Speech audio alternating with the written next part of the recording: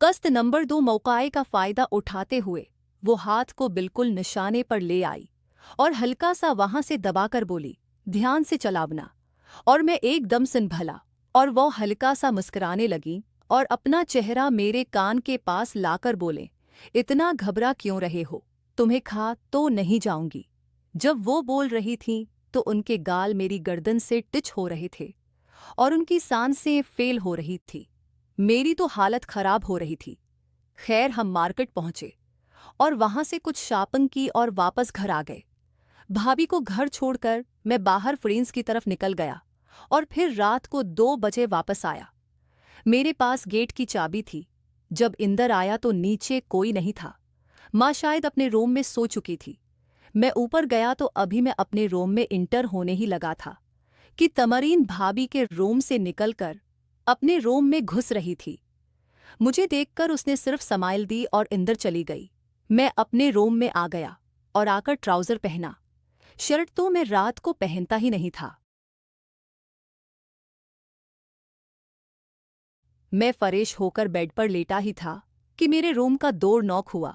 मैंने वैसे ही उठकर आपन किया तो सामने भाभी खड़ी थी। उनकी नज़र तो जैसे मेरी बॉडी पर ही जम गई और मेरी उन पर, क्योंकि वो उस टाइम एक बारीक सी नाइटी में थी। मेरा तो दिमाग घूम गया।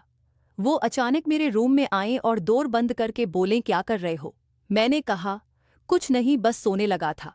वो अचानक मेरे बिल्कुल पास आ गईं और मेरा एक हाथ अपने हाथ में पकड़कर और दूसरा हाथ मेरे सीने पर रखकर बड़े ही नशीले अंदाज में बोलें, आज मेरे रूम में सो जाओ ना।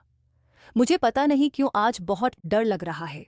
और साथ अपना हाथ, उनका हाथ वहां पर पहुंचने ही लगा था कि मैंने उनको अचानक झटके से पीछे किया और कहा, भाभी क्या कर रही हैं आप। वो पहले तो चुप करके खड़ी रही, फिर अचानक मेरी तरफ देखकर बोले, देखो सकंदर, मुझे पता नहीं किया हो गया है। तुम्हारा भाई 1 साल से मेरे पास नहीं आया और मैं एक औरत हूं, मेरी कुछ ज़रूरतें हैं। पता नहीं मुझे तुमसे ये सब कहना चाहिए कि नहीं, लेकिन मैं मजबूर होकर कह रही हूं। तुम एक बालक लड़के हो, तुम मेरी मजबूरी को समझ सकते हो। मैंने कहा, भाभी आप मेरी भाभी हो और मैं ऐसा कुछ सोच भी नहीं सकता। आप बताओ मैं क्या कर सकता हूं आपके लिए। उसके अलावा वो एकदम गुस्से से बोले, जाऊं बाहर से कोई मर्द ले आओ मेरे लिए, और रूम से निकल गई। मैं सिर पकड़कर बेड पर बैठ गया कि ये सब क्या हो रहा है। मैं सोचने लगा कि भाभी जो बोल रही थी वो बात किसी हद तक ठीक भी है। शादी के 1 साल बाद ही भाई चले गए थे। भाभी अब 1 साल से बिल्कुल अकेली हैं। वो खुद पर कैसे कंट्रोल करती होंगी। आखिर उसकी जिस्मानी ज़रूरतें हैं और भाई का अभी 2 साल तक आने का कोई प्रोग्राम नहीं था। मैं अजीब उलझन में फंस गया और सोचने लगा क्या करना चाहिए। और अचानक मेरे माइंड में भाभी की आखिरी बात आई कि बाहर से कोई मर्द ले आओ मेरे लिए। इस बात ने तो मुझे जैसे गहरी सोच में डाल दिया। अजीब ख्याल आने लगे, कहीं भाभी अपनी जिस्मानी ज़रूरत पूरा करने के लिए बाहर किसी से नहीं, ऐसा नहीं होना चाहिए था। उससे तो हमारे घर की बदनामी हो सकती है। फिर क्या क्या जाए, भाभी भी अपनी जगह ठीक बोल रही है। उन्हीं सब सोचों के साथ मैंने एक फैसला किया और उसी तरह जिस हालत में था वैसे ही भाभी के रूम की तरफ चला गया और नॉक किया। भाभी ने दरवाज़ा खोला तो वो उसी ड्रेस में थी और उनकी आंखों में आंसू थे। दरवाज़ा खुलते ही मैं अंदर चला गया और भाभी दरवाज़ा बंद करके मुझ पर टूट पड़े। कुछ देर बाद मैं हटकर उनके बराबर लेट गया और सोचने लगा, क्या कर दिया मैंने, किया मुझे ऐसा करना चाहिए था। मैंने अपने भाई की इज्जत के साथ ये किया। ऐसे सवाल मेरे माइंड में आने लगे और भाभी भी उठकर फरेश होने चली गई। मैं अभी यही सब सोच रहा था कि भाभी वापस आए और मेरे साथ लेट गई। मैंने उनकी तरफ देखा तो वो स्माइल कर रही थी।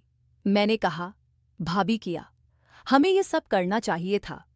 मेरी बात सुनकर उनका चेहरा एकदम सीरियस हो गया और वो बोले, अगर तुम ना करते तो मुझे बाहर किसी से करना पड़ता, क्योंकि मैं अब मज़ीद बर्दाश्त नहीं कर सकती थी।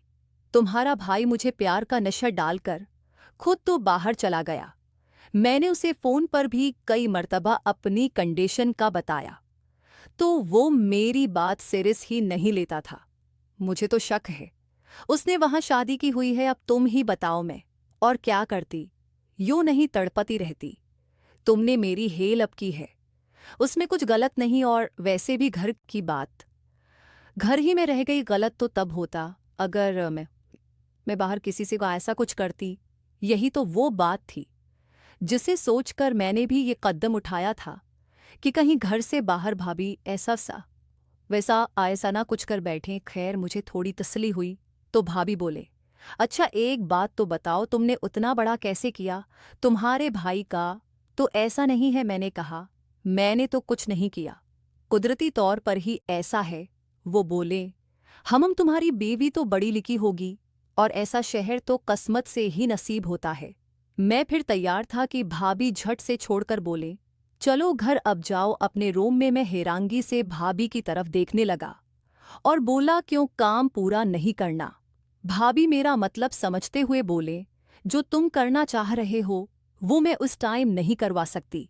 मैंने पूछा क्यों? भाभी इशारा करते हुए बोले, जरा उसकी सेहत देखो, तुम्हें क्या लगता है ये आराम से हो जाएगा? उसे झेलने के लिए हिम्मत चाहिए। और मेरी तो तुम्हारे भाई से ही तौबे हो जाती थी, क्योंकि तुमने देख लिया है कि मैं कुदरती तौर पर इंतहाई नाजुक हूं।